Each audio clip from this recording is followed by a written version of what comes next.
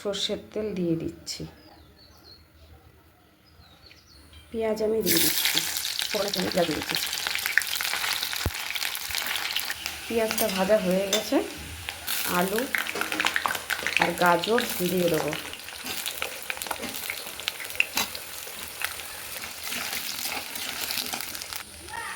লবণ একটু দিয়ে দেবো। আমি মশলা এবার দিয়ে দেবো।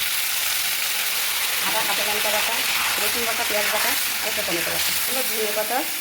সুন্দর মশলা দিয়ে তেল ছাড়তে শুরু হয়ে গেছে, তবু আমি আরেকটু ভালো করে কষে নেবো। চিকেনটাকে গন্ধ লেবু সবুজ খোসাটা দিয়ে মেখে রেখেছি, টক দই আছে, এর মধ্যে আছে সব রকম মশলা দেওয়া, কাঁচা লঙ্কা, পেঁয়াজ, আদা, রসুন, ঠিক আছে।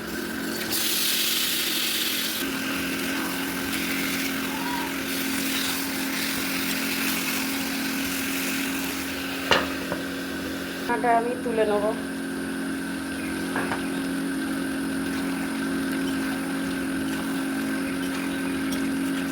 চিকেনে টক দই মাখা ছিল, তবু আমি আরেকটু টক দই দিয়ে দেবো।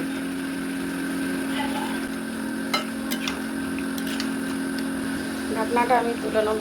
টক দই দিয়েছি, জল ছেড়ে দিয়েছে, ভালো করে কষে নিতে হবে। টক দই দিয়া তো অনেক জল বেরিয়েছে, ভালো করে কষানো হয়ে গেছে, তেল ছেড়ে দিয়েছে।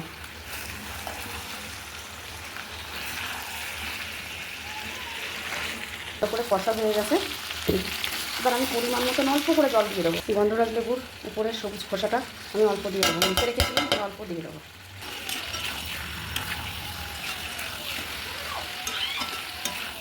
অল্প একটু জল দিয়ে দেবো।